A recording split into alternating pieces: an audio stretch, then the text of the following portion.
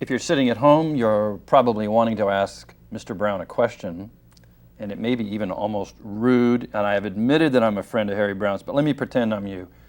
Tell me, Mr. Browne, what qualifies you to be president? You haven't even been in politics. Isn't that wonderful? As a matter of fact, I have never been in politics, and like so many people, I didn't vote for many years because I couldn't see any difference between the candidates that were offered, and I didn't see any point in voting for one person because he may not grow the government as fast as the other person would. But the fact is, we need somebody in Washington who understands that government doesn't work, that the answer is not to reform government, not to find somebody better able to manage it, but to reduce government to the absolute minimum possible. And we need, more than anything else, a president who has the will and determination to make this happen, no matter what Congress wants, no matter what the press says, no matter what kind of flack that he gets. But we have not had such a president in my entire life, and as a result, government has gotten bigger and bigger, whether Republicans or Democrats were in the White House or whether Republicans or Democrats controlled Congress. And it is time that one of us was up there to say no to Congress, to say now to Congress. If you want to balance the budget, do it now. If you're going to make spending cuts, do it now. If you're going to have tax cuts, do it now, not in some 7-year pie-in-the-sky future that may or may not ever arrive. Oh, great. Could we just back up a couple of sentences? Oh, absolutely. Yeah. Yeah, do it again, but it's great stuff. Yeah, right. It'll never be the second time. I'm gonna have to pick it up in the middle of the thought rather than at the beginning. Probably do is pick it up from the question, 'cause we're editing. Okay. Yeah, I guess you're right. What was the question? Okay, we'll just try it again. The whole thing? Yeah, I guess so. Okay. Well, you got my pitch to the family at home, and I turn to Harry and I say, what qualifies you to be president after all? We've never seen you in politics before. Yes, isn't that wonderful to have somebody who isn't a lifetime politician running for president, somebody who knows what it is to pay taxes every year. But wait, Harry, we're used to seeing people who have political history, someone who knows the system. Somebody who believes that government works and that he knows how to make it work and that he can take programs that are failing and turn them into gold. Well, government doesn't work, and it is about time we had somebody in Washington who recognized that fact. My chief qualification is that I have the will and determination to turn this thing around once and for all, that I will just say no to Congress, that I will just say now to Congress, that if you want to balance the budget, you've got to do it now. If you want to cut taxes, you've got to do it now. If you want to cut spending, you've got to do it now, not in some 7-year off pie-in-the-sky future that may or may not ever come, and in fact we know will never come. Politicians know only one thing, and that is power, and they're not going to give it up easily. It's got to be one of us who goes to Washington and is more concerned about what he can achieve in 4 years in office than he is about getting reelected. Somebody who is determined to bring government to a standstill and turn it around. You know, we've heard some of this before, someone who says, well, I'm the one who can change things. You can't help but have people be skeptical. Of course. Why should we believe you? Why should the public say, oh, this guy will go, become our president, and he will actually do what he promises? Well, I can think of 2 reasons that I offer in my defense. Number one, I didn't read the polls this morning and decided that this is what I believed. I have believed this for 35 years. I wrote books in the 1970s that explained why government was messing up the economy, why it is that government doesn't work, and how we have to get government out of these things in order to solve the problem. So this is nothing new with me. It's something I believe with my very being. The second thing is I was offered money from the federal government, federal matching funds in the primary season. I am the first politician in the history of this country to qualify for federal matching funds and actually turn them down, because I don't believe in welfare for politicians any more than for individuals or corporations. Now, if I won't take the 30 pieces of silver in order to get elected, you know I'm not going to sell out once I'm safely in office. Okay, it's a good argument, I must say. Are there things that you can do right away if you become president in spite of a hostile? I mean, I've heard you say, this is what I'll do the first day in office. And I thought, in a way, it was almost funny, but it really struck home. Say that again. Well, as a matter of fact, there's a great deal the president can do without the consent of Congress. On my first day in office, I can go through the Federal Register and tear out all the regulations that previous presidents have put there that run up the prices of the things you buy and hold down the wages that you earn. I can bring American troops home from overseas so that we worry about defending the United States instead of trying to defend the world. I can end all affirmative action programs within the federal government on my first day in office. Another thing I can do is something positive about crime without increasing the size of government. I can empty the federal prisons of people who are nonviolent criminals and are no threat to anyone, and in turn make room for the thugs, the murderers, the muggers, and the rapists who are terrorizing citizens on the streets because they're getting out on early release and plea bargaining in order to make room for pot smokers and other people who are no threat to anyone.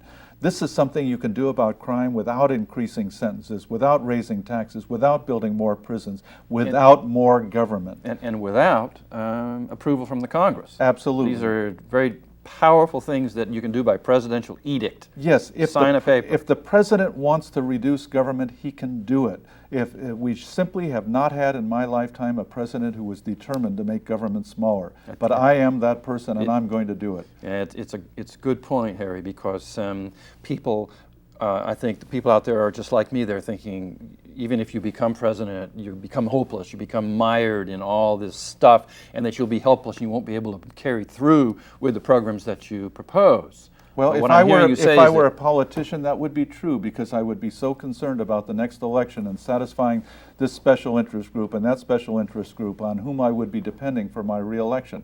But that isn't what I'm going to Washington for. I'm going there for one purpose, so that I can reduce government to a size that I can come home and then live the last years of my life in peace and freedom, because that's why I'm doing this. Are you saying that you would not run for presidency twice? I wouldn't say that I wouldn't run, but that would not be my concern while I was there. I would hope that I would not have to run. I mean, 4 years is enough for anybody. Good point. So you're not a professional politician, is what No, you're I've saying. never run for office, and in fact, I didn't vote for many, many years, just like so many people didn't vote, because I couldn't see any difference between the candidates. Why vote for one person because he's going to increase government at only 4% a year instead of 5% a year as his opponent would? We have been so attuned to the idea that you must vote against somebody, that you must pick the lesser of two evils and keep this other person from getting back into the White House, whatever it may be. That's not the way we should vote. We should vote for what we want and take a stand and say, we're not going to take it anymore. And this time, I hope you will vote for the person that stands for what you want. If you want smaller government, vote for the candidate who gives you smaller government, and not for the one who will give you the least big government. That plays right into the big question of people saying, I don't want to throw my vote away on a third party or a fourth party candidate. Yes, and if you believe in smaller government, if you want government to be smaller, the worst way you could waste your vote would be to cast it for somebody you know is going to make government larger. And Bill Clinton, Bob Dole, Ross Perot, it wouldn't matter which one of them were elected. You know the government's going to be bigger 4 years from today. We need to have somebody who wants huge spending cuts now, huge tax cuts now, a balanced budget now, and has laid out a plan by which this is going to happen. Not just some slogans about government's too big, taxes are too high, we need to do something about it, and I'm your man, and so forth. I've laid out a program in the book, Why Government Doesn't Work, explaining what the budget would be for the next 6 years, explaining precisely what I'll do about welfare, education, how I'm going to get us from where we are now to smaller government. I love it. I love it. But you're going to run into a lot of flack, aren't you? The things. I mean, I'm sure you know that already. But things like the war on drugs.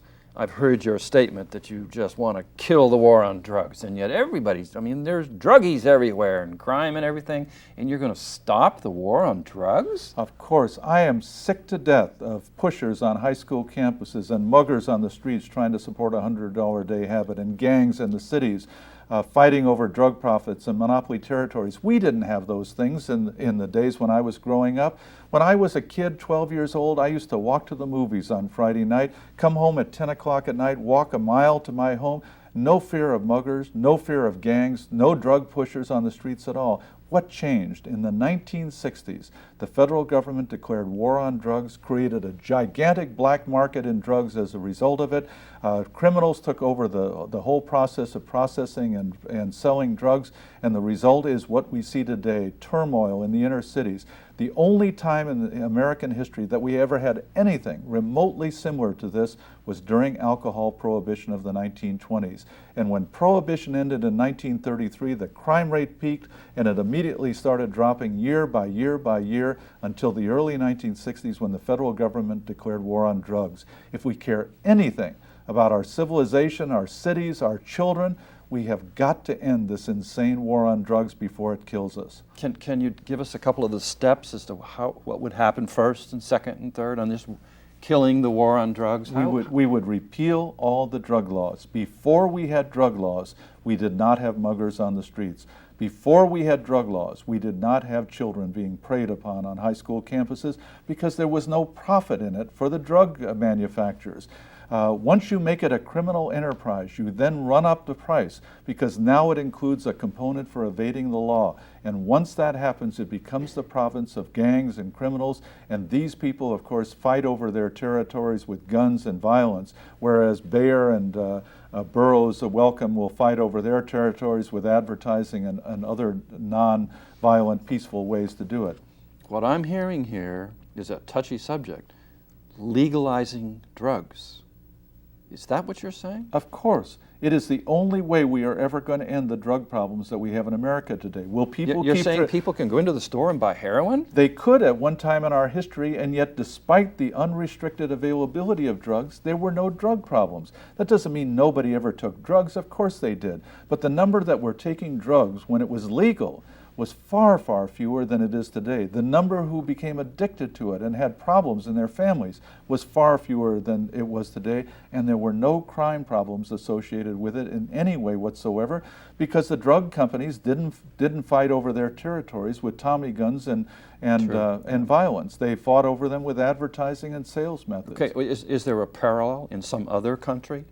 I don't know if it exists or not, but is there a parallel where there's no war on drugs and therefore the drug problem is lower? The countries that have partially legalized drugs in some way or other have eliminated some of the problems that we take for granted here. But until you get rid of all of the legal problems with it, you will still have problems. If you make part of it legal and part of it illegal, then the criminals, of course, turn from those areas that are now legal and focus on the areas that are illegal. We have to wipe the whole slate clean. So in other words, you're not saying, well, we'll legalize marijuana, but we won't legalize heroin. That's right. Not cool. That's right, because then it will all be concentrated on heroin and we'll have all the problems focused there. Now understand, of course, that I'm not saying that it's a good thing to take drugs or even a bad thing to take drugs. This is something that each individual has to decide for himself, and families have to decide for themselves. But let's repeal the income tax. Let's give families the resources so that one spouse can stay home if they want to raise the children during the formative years and teach the child what's right and what's wrong, what's good and what's bad. Turn this over to the government and you are going to have the kind of problems that we have today where our moral authorities are people like Bill Clinton, Bob Dole, Teddy Kennedy, Jesse Helms, people that we do not consider moral paragons. In fact, they're the worst panderers and street walkers as they go out and troll for votes in the street. What we need is to restore these things to the families, and the families make the decisions, but the families have to have the resources to do so. Today they're strapped so dry, they're so spread so thin that they can't do anything about these things, and they're helpless. They have to leave it to school programs, to child care centers, to government programs to try to educate their children. Okay, well, when you say strapped and stretched so thin, you're really talking about income tax. Absolutely. You come back to income tax a lot. Well, of course, because it matters so much. Family values. These politicians like Bill Clinton and Bob Dole, they become movie critics and they start designing school uniforms as the way to implement family values. The best thing you can do is repeal the income tax and give families the resources to implement their own values, to make the decisions for themselves and to have the time to spend with their children. Today, 48% of the national income goes into federal, state, and local taxes. 48%. That's virtually half. That means if you and your spouse are both working, one of you is in effect working for the government and one for your family. What if one of you could stay home when the child is 8 years old and 10 years old and 12 years old and going into puberty and be able to explain to the child and deal with all the problems as they come up? instead of farming them out to schools and child care centers where they're going to be taught by people whose values are completely different. The best thing we can do for family values in this country is to repeal the income tax and get the government out of all moral decisions. That's quite a leap, and I like it. I've never heard connected those two phrases before. Repeal the income tax to improve family values. And it is the only thing that makes sense. It is the only thing that makes sense because Bob Dole can rant and rail against the Hollywood producer. Gentlemen, thank you. That's very good. We're just going to pause for a second and come in and talk to you. Okay. I'm going to say, and I'll answer the same question, but as a pitch. Stand by.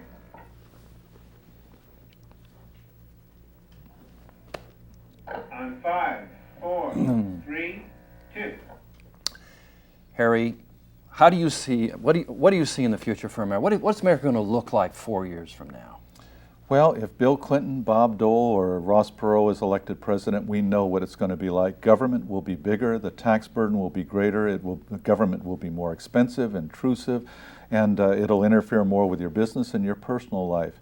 But I hope that if I'm elected president, we can look back 4 years from now and say, this is what has changed. Now the inner cities are safe. Now you can walk anywhere you want in a city. I'd like to start this again. Go ahead. Okay. But if I'm elected president. Yes. Covert, start from the top. Harry, let's take a look at the future if you can. What do you think America will look like 4 years from now? Well, if Bill Clinton, Ross Perot, or Bob Dole is elected, we know what it's going to be like. Government will be bigger, more expensive, more intrusive. It will interfere more with your business or your personal life. But if I'm elected president, I think we will see a much, much different America.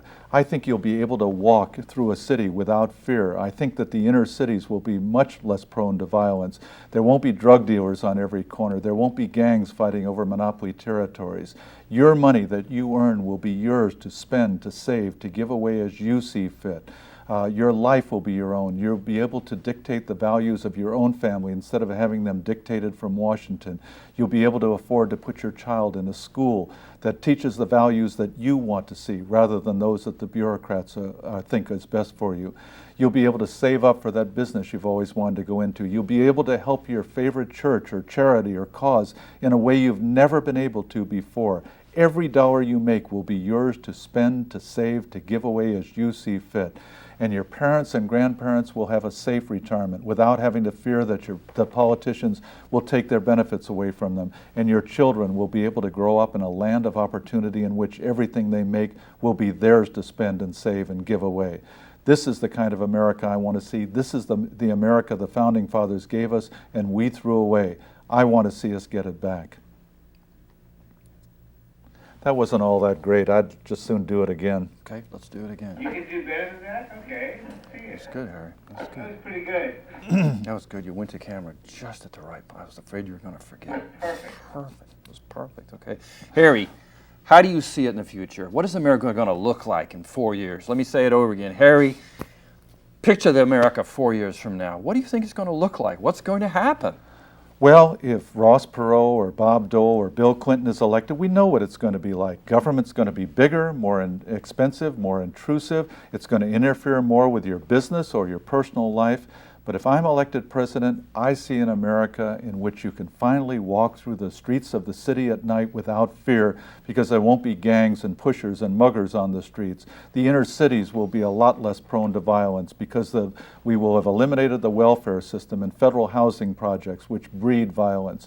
And every dollar you make will be yours to spend, to save, to give away as you see fit. You'll be able to control your family life with the values that you think are best, not those of Bill Clinton or Bob Dole. Your parents and grandparents will have a safe retirement, no longer fearing that the Congress of the United States is going to change their benefits and take it away from them.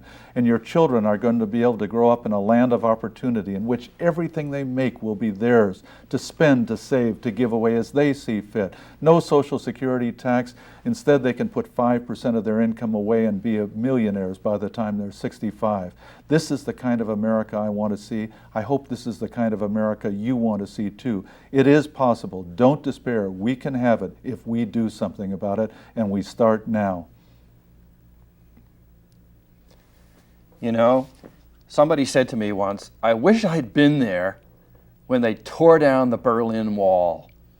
Boy, and I like that because I picture it. You imagine how exciting it must have been for the Germans that went there and brick by brick tore down the Berlin Wall. Well, you got a chance to do that now. You and I do, both of us.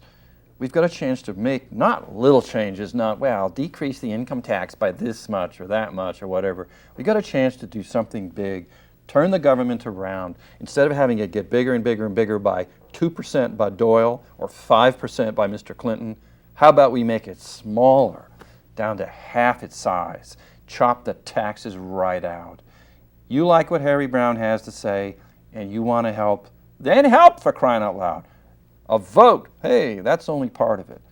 Give a vote, but also call the number that you can see right across here and make a contribution. They'll help you. They're very courteous.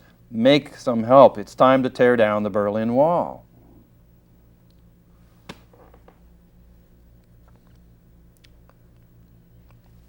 You want to help this campaign, want to help Harry Browne get elected. For crying out loud, contribute. Don't wait until it's too late, okay? Call the number on the screen. Call it now and make a contribution. It's time to help tear down that Berlin Wall. Good.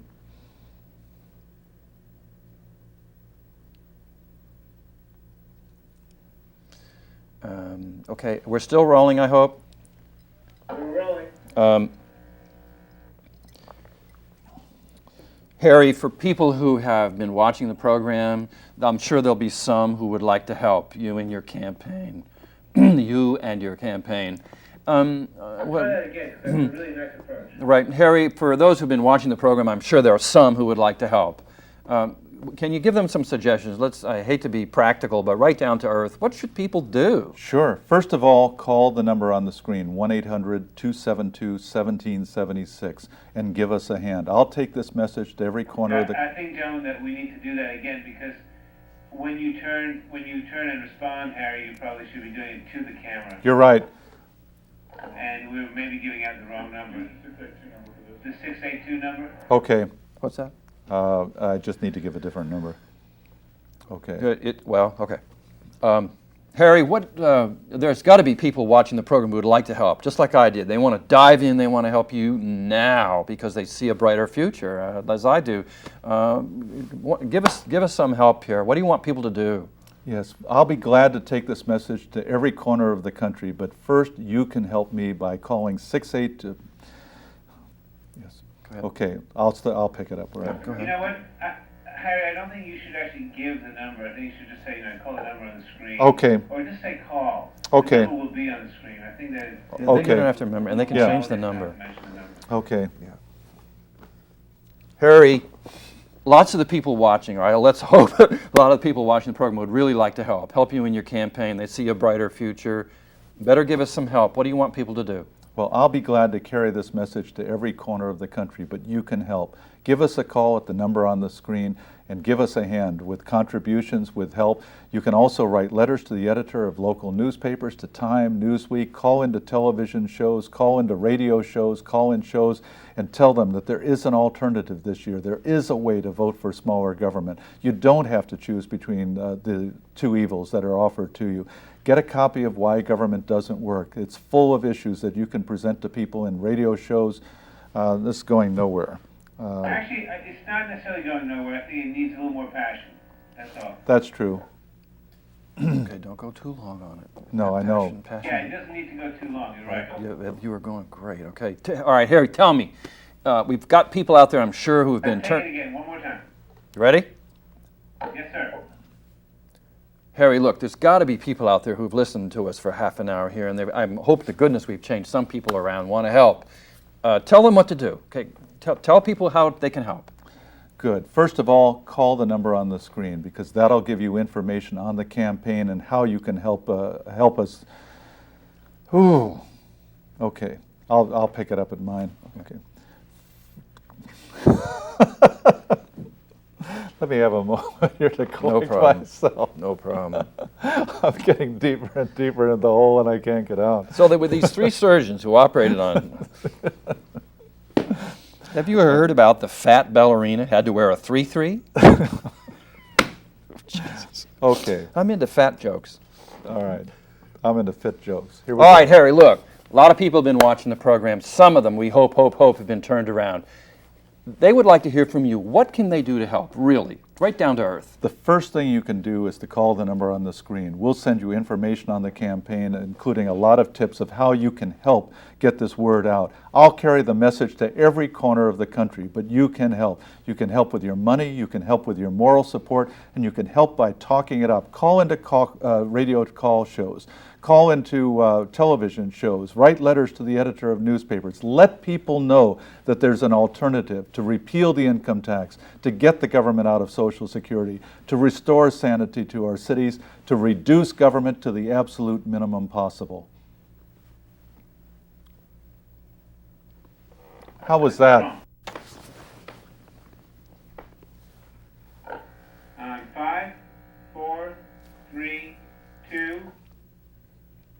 There's a great deal that you can do. First of all, decide what is it you want. Do you want smaller government? Then vote for smaller government. If you want it enough, then call the number on the screen and help us get it. I'll carry the message to every corner of the country, but there's so much you can do to help by talking this up, by letting people know that there is an alternative, writing letters to newspapers, calling into talk shows, anything that you can do to let people know that there is a way that we can free ourselves from the income tax, free ourselves from this Social Security system that's about to go bankrupt, free ourselves from the turmoil of the inner cities. We can have a better America. We can make America a free country again. It's going to take your help, your money, your moral support, everything that you can do to help me. I'll carry the message. You give me the wherewithal to do it. Screwed up the last line. No, but what was great about this was that you really.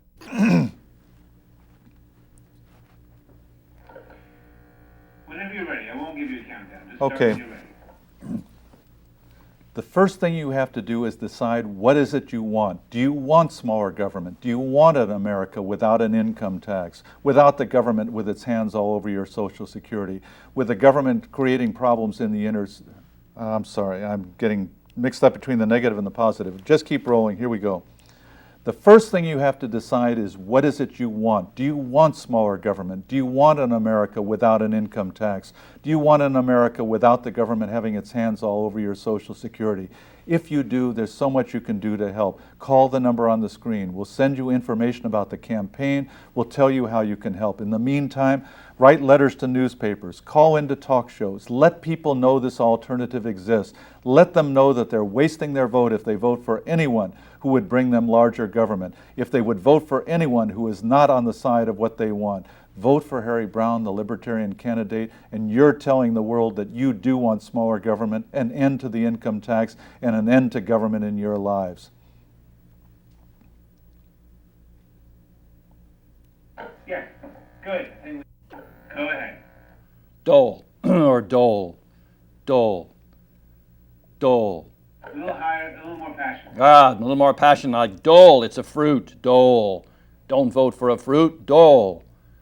I think it stands for pineapple, doesn't it? Dole. Good, thanks.